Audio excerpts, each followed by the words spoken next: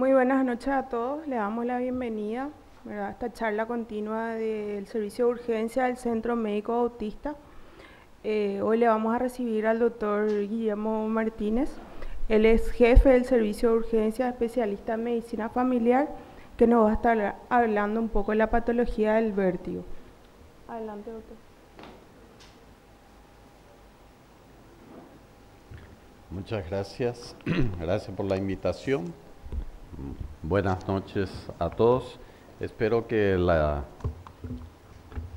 charla, la conversación que tenemos por delante sea de utilidad para ustedes, de utilidad práctica. Realmente me dieron un tema que vemos, es posiblemente uno de los temas más frecuentes después de los problemas cardiovasculares, después de los problemas respiratorios que vemos en la emergencia. Cada día siempre hay un buen número de pacientes que entran al servicio de emergencias hablando de que están con mareo, están con molestias. Y en general uno no se crea tanta angustia al inicio, pero a medida que van pasando los años de experiencia, uno va encontrando que el tema no era tan sencillo, había sido. Por eso me gustaría iniciar hoy el tema del vértigo. Cuando el doctor Paniagua y las doctoras me hablaron del tema, bueno, me puse a leer algunos libros de emergencia que tengo ahí a disposición. El tema se veía bastante breve, concreto, conciso, como debe ser un texto de emergencias. Después me puse a leer un libro de neurología para residentes de neurología y la cosa se iba complicando más. Después agarré el libro de Principio de Neurología de Adams, que conocerán ustedes, y la cosa se iba extendiendo cada vez más. Que en estos días justo vino el doctor Paniagua y me dice, ¿cómo vamos con el tema de vértigo? Y le digo, cada día estoy más preocupado porque había sido la cosa, no era tan simple como uno creía. Sin embargo, vamos a tratar de sacar algo práctico que sea útil para todos ustedes, así como me resulta a mí de ayuda lo que hemos leído. Saben que el miedo a las alturas, el mareo, el efecto del alcohol sobre la estabilidad no es algo nuevo. Existen escritos de los chinos de 600 años antes de Cristo que ya tocan este tema. También los griegos tenían referencia a artículos sobre la cuestión de la pérdida de equilibrio. Por supuesto, con un conocimiento basado más bien en cuestiones de experiencias y mucha base científica.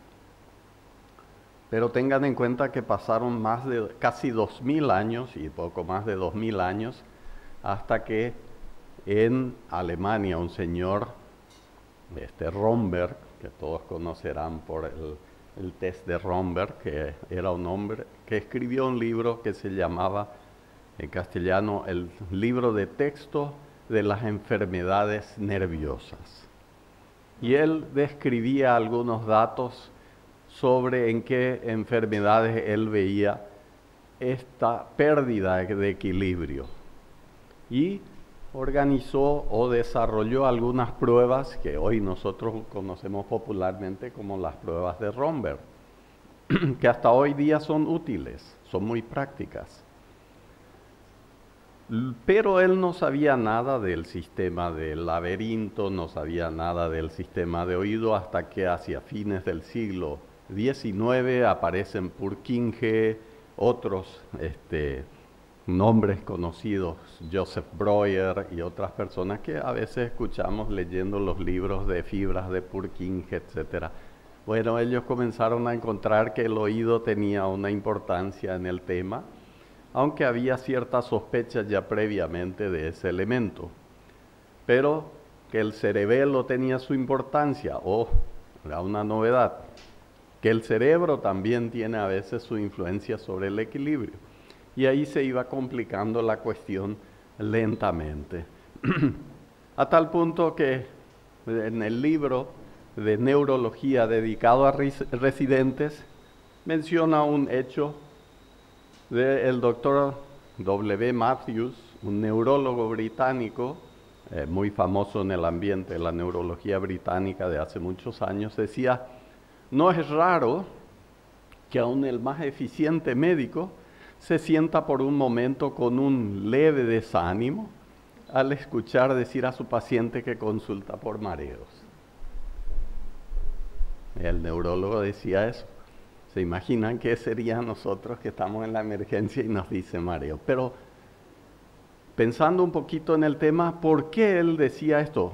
Porque las causas pueden ser infinitas, numerosas. Puede ser del oído, puede ser del cerebelo, puede ser del cerebro. Hace poco estaba con el fisioterapeuta y le digo, tenés que hacer con cuidado tu tratamiento de la cervical, las contracturas cervicales, porque son origen de mareo. Y me dice, ¿qué? Me dice, nunca escuché eso. Me dice, que el cuello pueda dar mareo. Y sí, puede darle. Entonces, las causas son múltiples y a veces es difícil determinar en la primera consulta. ¿Y por qué las causas son múltiples? Y vamos a mirar un poquito la fisiopatología en forma sencilla.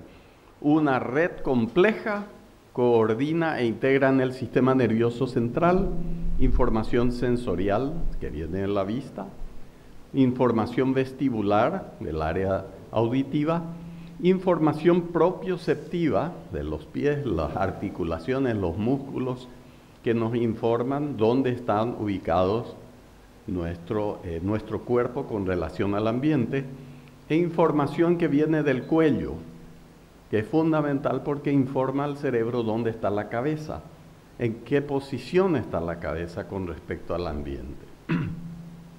Todo eso coordina el cerebro en una forma extraordinaria, maravillosa, diría yo, porque a tal punto que ustedes saben que cuando caminan por una puerta, ustedes no se ponen a medir, perdón, voy a pasar o no por esa puerta.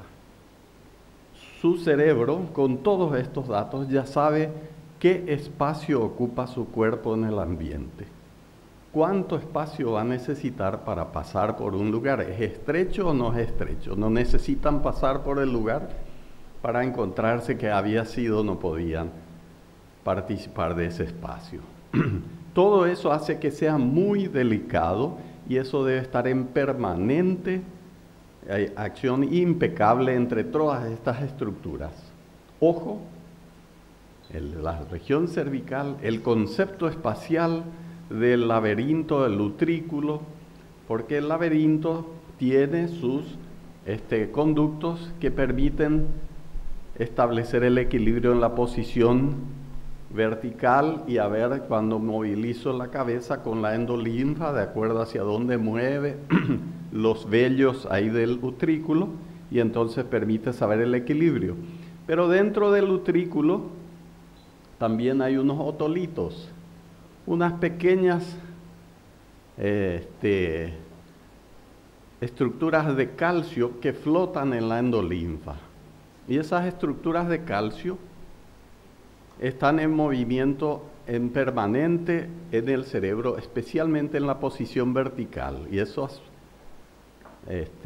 pequeños hilos hacen que el utrículo me pueda decir si mi cabeza está derecha, si mi cabeza se está moviendo hacia abajo, estoy inclinándome hacia atrás, hacia adelante.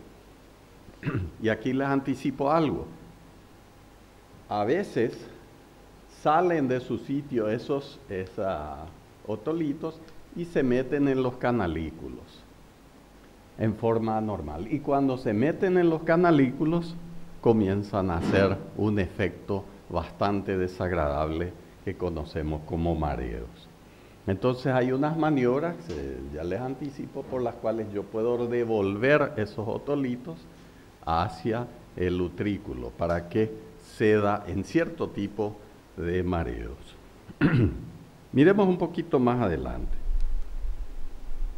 Frecuentemente, si el paciente refiere sensación de movimiento o giro o tendencia a caer hacia un lado de inicio brusco, es periférico el problema. O sea, está en el sistema del laberinto, del utrículo, del sistema auditivo, ¿ok? Recuerden este dato porque toda la charla prácticamente va a ir hacia este destino. Saber cuándo estoy enfrentando un caso periférico o, como dice ahí abajo, cuando el proceso es de instalación lenta, prolongada, con desbalance. ¿Qué diferencia hay entre mareo del vértigo y el desbalance? El desbalance, yo no necesito que las cosas se muevan. Yo puedo estar parado y sin embargo no poder equilibrarme, aunque no tenga sensación de movimiento.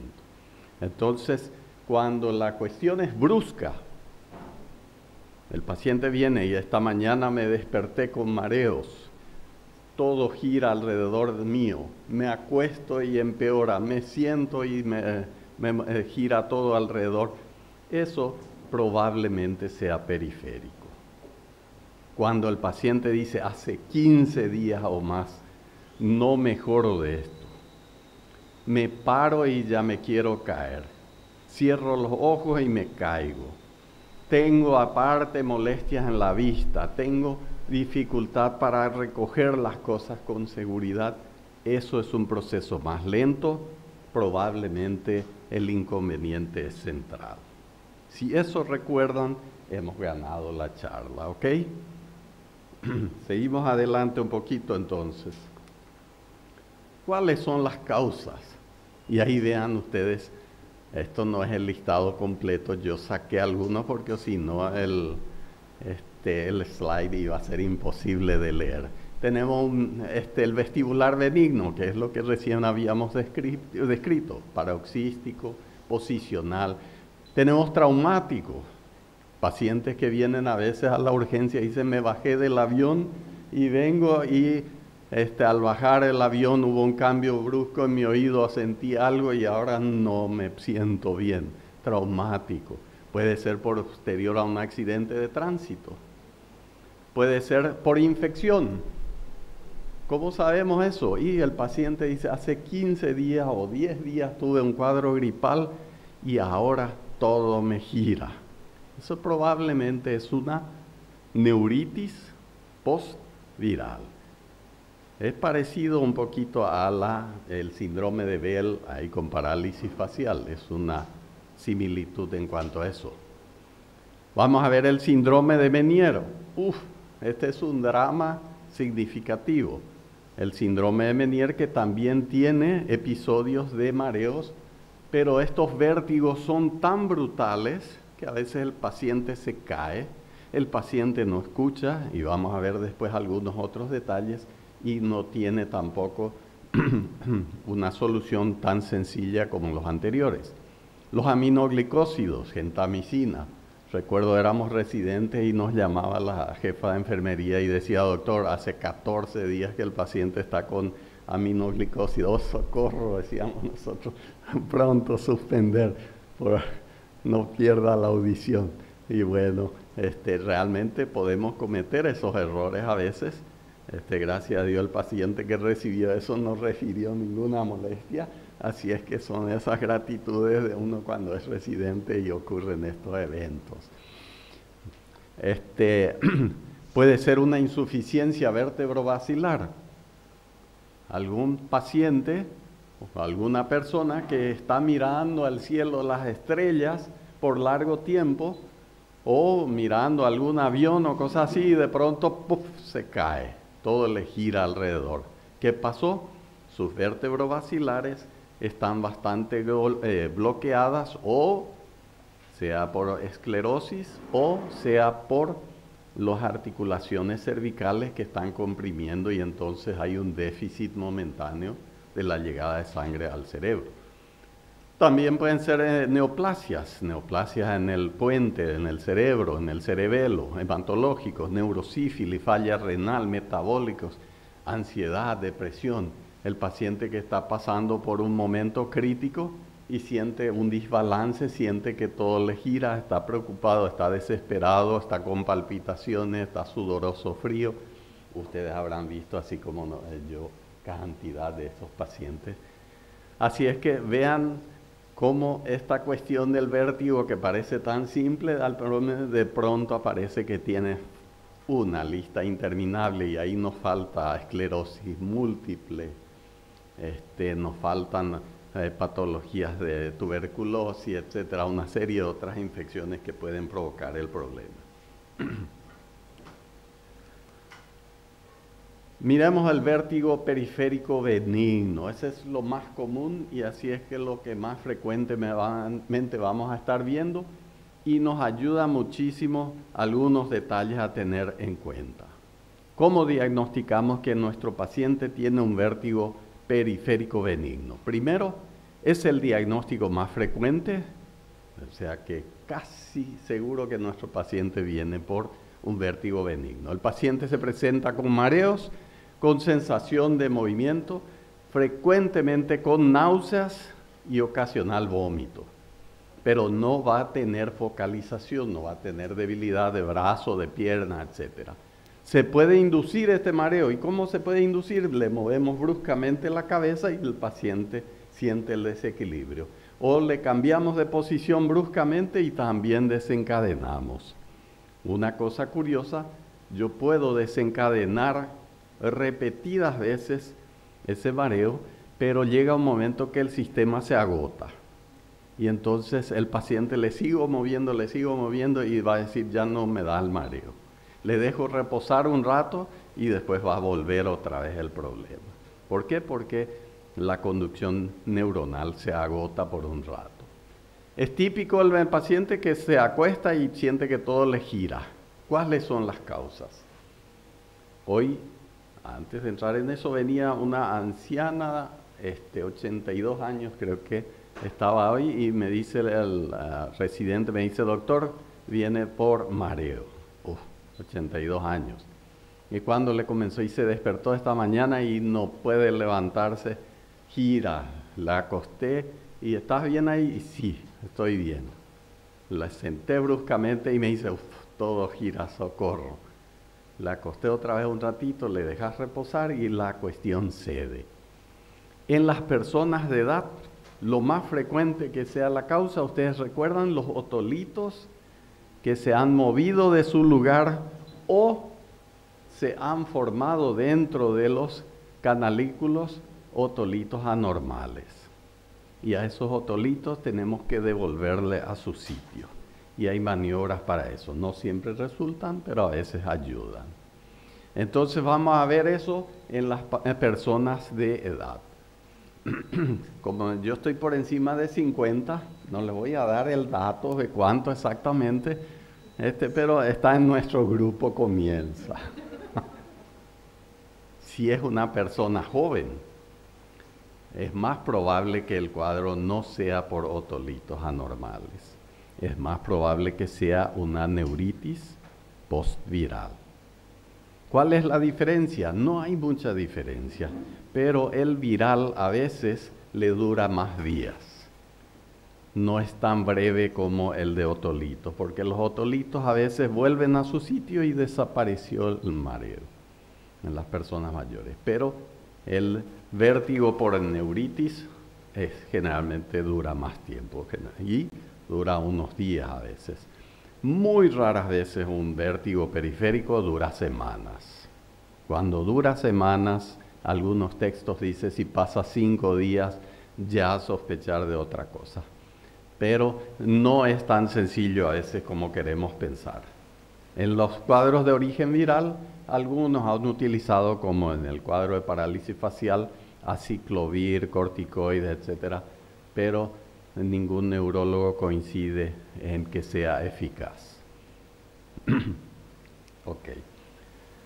El síndrome de Meniere.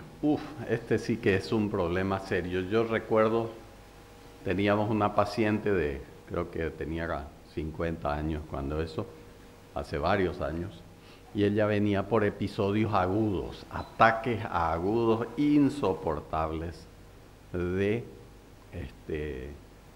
vértigo, de mareos. En realidad hay una cierta diferencia mínima entre lo que es vértigo y mareo, pero como nuestros pacientes usan indistintamente vértigo y mareo, permítanme, yo también voy a usar esos términos. de forma indistinta. El vértigo en general para Menier se acompaña de hipoacusia. Esta paciente se quejaba que no escuchaba bien. Se acompaña de tinnitus. Se acompaña de una sensación de plenitud, como si el oído estuviera ahí a presión. Se acompaña también de un dolor, pero no es un dolor intenso, es más bien un dolor molestoso. Dura minutos, pero puede durar horas. Pero son ataques muy violentos. Se sospecha que la causa no serían ni otolitos ni neuralgias por postvirales. Se sospecha que es una enfermedad más bien de tipo inmunológica, donde la producción de endolinfas está exagerada. Y algunos por eso intentaron usar, si leen algún texto van a encontrar que diuréticos han planteado, pero el éxito no ha sido significativo. Vamos a ver, esta paciente venía de tanto en tanto a la urgencia para aplicarse. Su médico le indicaba, yo no suelo ver ese tratamiento, pero le aplicaba diazepam endovenoso. Ustedes saben que el diazepam, si yo diluyo, generalmente tiende a precipitar, pero hemos visto que algunos utilizaban antes. Hoy día es más difícil conseguir el diazepam, entonces se usa más el Dormicum o cosa parecida, o el lorazepam si es que se consigue. Entonces, es muy difícil que detectemos un Menier en la primera consulta, porque vamos a interpretar que este paciente posiblemente tiene un vértigo periférico.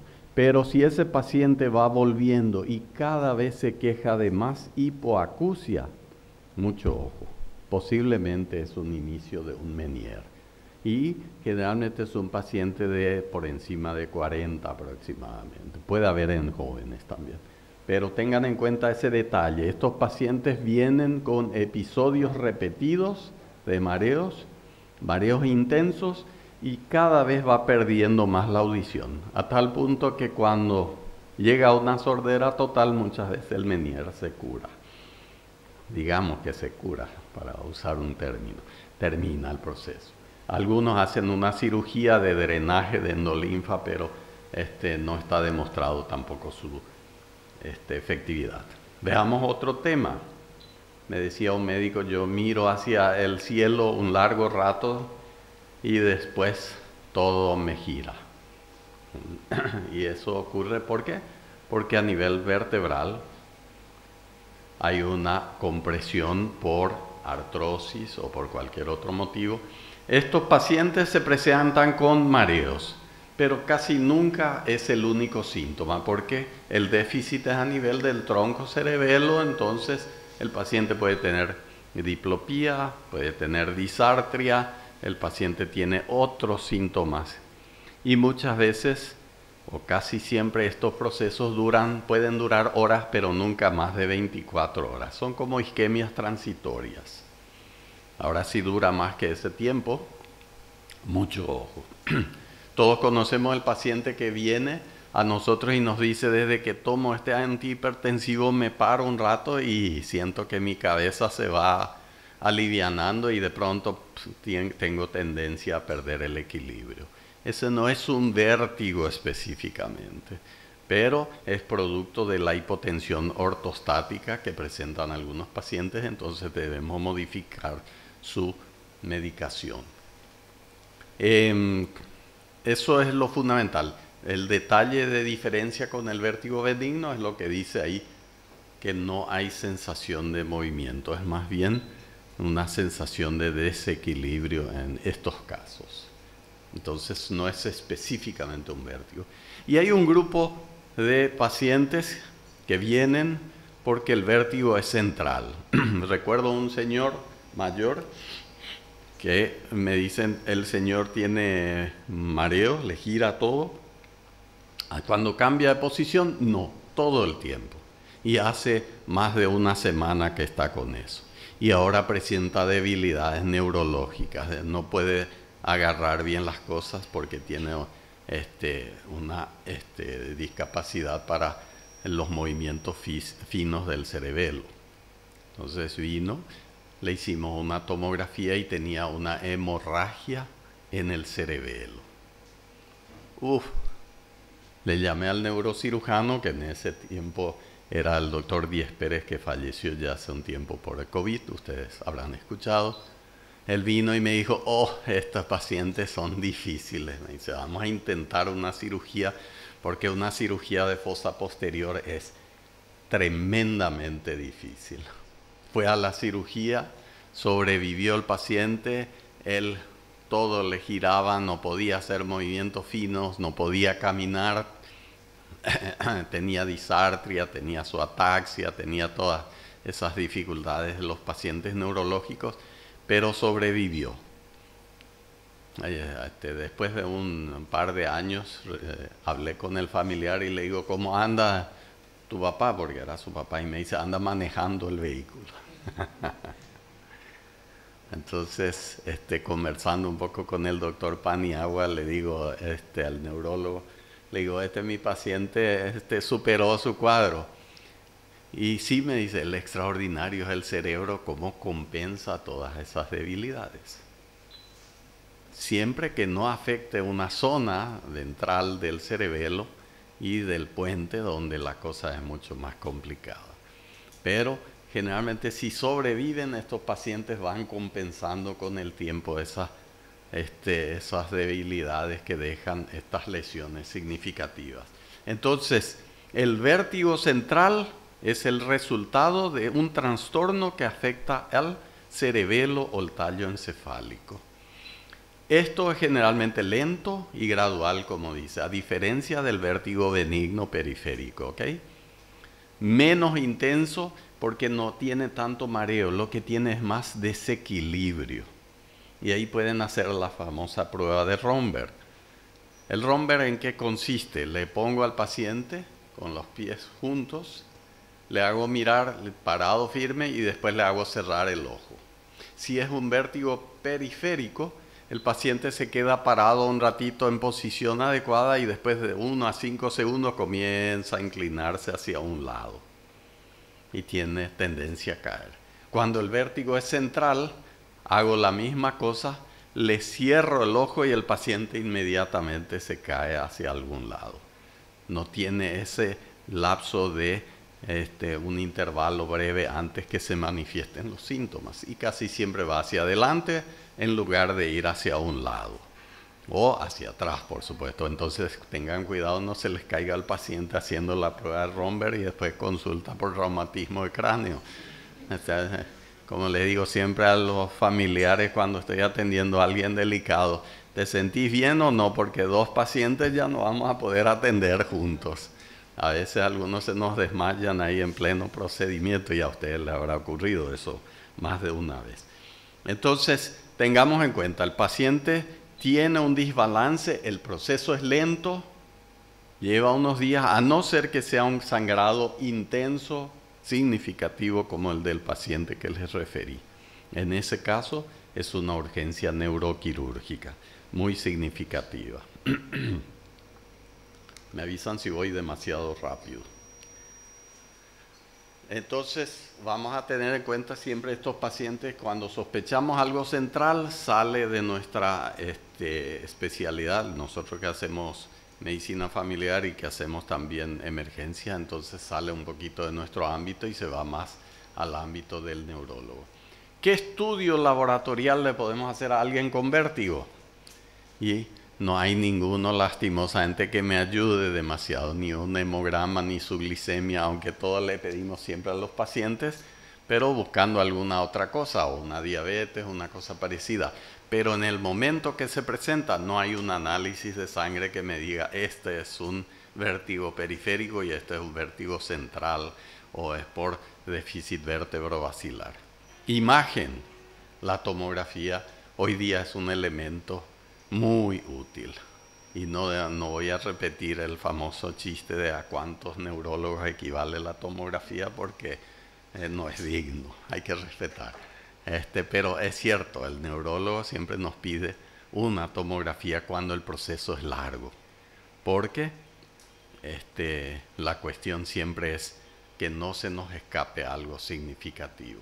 En este caso del Señor nos ayudó muchísimo, del que les estaba comentando, porque encontrar una hemorragia, tener al neurólogo, al neurocirujano ahí al lado, fue realmente lo que ayudó para que se salve este paciente.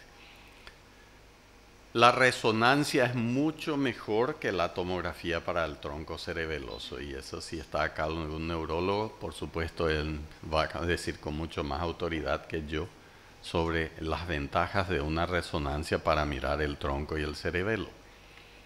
Entonces tengamos en cuenta audiometría, y sí ayuda si es que nuestro paciente tiene sospecha de algún déficit de oído, nos va a ayudar si hay hipoacusia, nos va a ayudar si hay tinnitus para determinar si podría haber un factor contribuyente. Logoaudiometría, que es, a algunos les gusta hacer la logoaudiometría, que no es otra cosa sino una audiometría, pero midiendo palabras. Algunos dicen que la audiometría de tono es mucho más fino y más útil, pero eso queda a criterio, escapa a mi campo como para andar opinando demasiado del tema. Solamente estoy opinando de lo que escucho de otros colegas.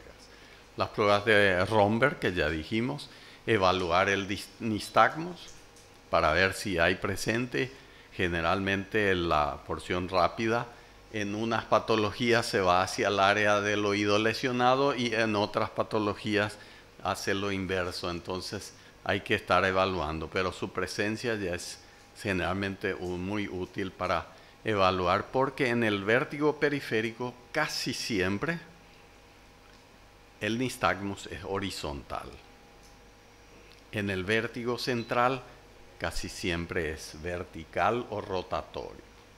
Entonces, para tener en cuenta, como en medicina nunca hay 100%, hablamos de posibilidades. ¿Estamos? ¿Podemos seguir? Vamos a mirar un poquito más. ¿Qué hacemos entonces? El tratamiento. ¿Cuál es el tratamiento para el vértigo que todos hacemos? El reposo. Pero no le acostemos a nuestros pacientes demasiados días, porque, como les explicaba hace rato, el vértigo periférico se agota por repetición. Y si le dejamos acostado, estamos inhibiendo un mecanismo que ayuda al cerebro a compensar los déficits. Entonces, es importante que nuestro paciente repose, pero no se quede reposando una semana. Dejémoslo que repose el día que presenta el cuadro más agudo y después que se mueva, para que su cerebro pueda ir compensando el déficit que presenta por este problema. El ondansetron es muy interesante por su efecto que tiene. Tiene su efecto antiserotonínico y eso nos ayuda a mejorar un poquito la cuestión. Especialmente para las náuseas y vómitos, pero también ayuda un poco para el mareo. Meclicine, que todos conocen, varias marcas que hay, de 25 miligramos cuando el cuadro es agudo, cada 6 horas. Cuando el cuadro va cediendo, bajemos a cada 12 horas. No le cedemos demasiado a nuestros pacientes, porque si no, estaríamos haciendo el mismo problema que hacerle reposar demasiado tiempo. Retardaríamos su recuperación. Yo les cuento una cosa que a veces hago. Como cualquier antihistamínico ayuda, yo a veces en los cuadros muy agudos no hay meclicina endovenoso, entonces a veces uso una clorfeniramina endovenosa a bajas dosis, y eso muchas veces le ayuda a mi paciente, porque ustedes saben que todos los antihistamínicos, aparte de inhibir un poquito la zona del laberinto, tienen también un efecto sobre náuseas. Entonces el paciente se siente mejorado. Entonces podemos utilizar. Cuando nuestro paciente no responde a ninguna droga de estas que usamos, podríamos usar el diazepam, pero hay que tener en cuenta, como les mencionaba hoy de la paciente con Meniere, que se venía a hacer su dosis de diazepam. El diazepam también tiene el inconveniente. Uno, que no resuelve más que la ansiedad, y también le ayuda un poquito al paciente a relajarse sobre el tema, pero si uno usa por muchos días, retarda también su mecanismo natural, vamos a decir, de compensación. Nuestro cerebro es muy noble compensa muchos defectos que podríamos tener. Si los síntomas persisten, los ejercicios vestibulares visuales ayudarán a la recuperación. Y aquí me gustaría mencionar una de las maniobras. Hay varias maniobras, pero una de las maniobras que podemos hacer, que es la maniobra de Epley. Esta maniobra es simple. El paciente le ponemos sentado en la camilla y le hacemos girar la cabeza a 30 grados hacia el lado que más mareo le produce. Y ahí le acostamos a la paciente con la cabeza hacia ese lado, así como muestra la imagen, ¿ok? Ahí está sentada, le giramos la cabeza en ángulo, ahí pueden ver dónde va la nariz, y le acostamos ahí, contamos 30 segundos a 1 minuto. ¿Qué hace esa maniobra? Hace que los otolitos que se fueron a los canalículos vayan descendiendo hacia el utrículo. Esto hace, le ponemos ahí 30 segundos en esa posición, esperamos que pase el mareo y luego le giramos la cabeza hacia el otro lado. Vuelta a hacer 30 a 60 segundos, no minutos. 30 a 60 y le dejamos ahí. La cabeza tiene que estar un poquito más baja que el tórax. Entonces ayuda a que los otolitos se vayan movilizando. Y después de pasar esos 30 o 60 segundos, le giramos la cabeza y el cuerpo totalmente hacia ese lado. No solo ya la cabeza, sino le giramos la cabeza. Entonces, en vez de mirar hacia arriba, mira ahora hacia el suelo. ¿Estamos? Esto hace que los otolitos se acerquen más al utrículo. Al pasar ese tiempo, le sentamos otra vez a la paciente y eso permite que los otolitos vayan descendiendo a su lugar de origen. Y en un buen grupo de pacientes a veces nos resulta, pero no siempre. Hoy a esta señora de 80 años le probamos, pero no tuvo éxito. Así es que no siempre funciona. Pero es importante porque esto es una práctica que si alguno de ustedes alguna vez llega a tener mareos, puede hacerse un autotratamiento. Esto van a encontrar imágenes, videos en internet, pero en gran cantidad. Y cada uno con su variante. Siempre en medicina a alguien le gusta hacer una pequeña variante, nunca son cosas. Pero en resumen, lo que se busca es que los otolitos vuelvan de los canalículos a su lugar de origen. Y con esa forma se elimina la porción, el problema. Entonces, quiero recordarles lo siguiente, antes de ir concluyendo esto. Lo que les había dicho al inicio, que si recuerdan de esta charla, yo me siento compensado. El vértigo benigno periférico es de inicio brusco, dura minutos, puede durar horas, no suele ser lo más común. Se ve en personas de más de 50 años si es por otolito o en más jóvenes si es postviral. Generalmente cede espontáneamente después de unos días. Se le puede ayudar con una meclicina, 25 miligramos. Y no se acompaña de focalización, no se acompaña de pérdidas auditivas, no se acompaña de tinnitus. O sea, es exclusivamente vértigo, fuera del malestar y la ansiedad que a cualquiera de nosotros le produce el vértigo, porque no hay cosa más desagradable si alguno de ustedes lo ha experimentado. Yo ya lo experimenté varias veces. Es una cosa de lo más desagradable.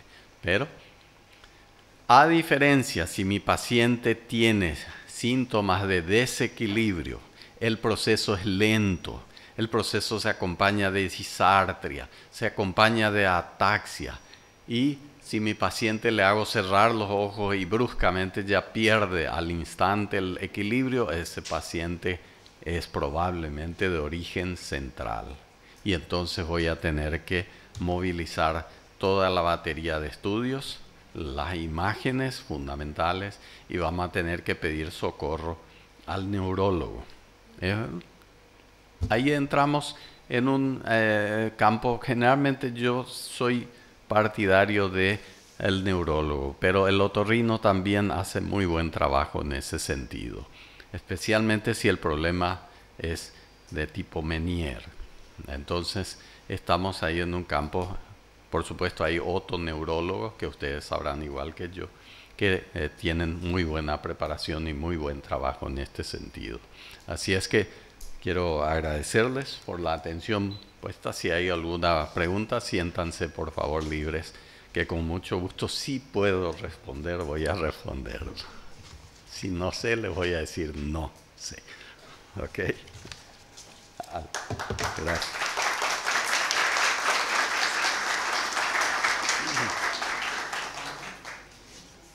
¿Hay alguna pregunta? Como decía una persona, o la charla fue demasiado clara o se perdieron en el camino, pero espero que haya sido clara y aprecien. Gracias. Bueno, muchísimas gracias a todos por asistir. Gracias también a nuestra casa, a Kinfa, que siempre está con nosotros. Y bueno, le esperamos el próximo mes para nuestra próxima charla que vamos a estar difundiendo. Muchas gracias a todos por su presencia.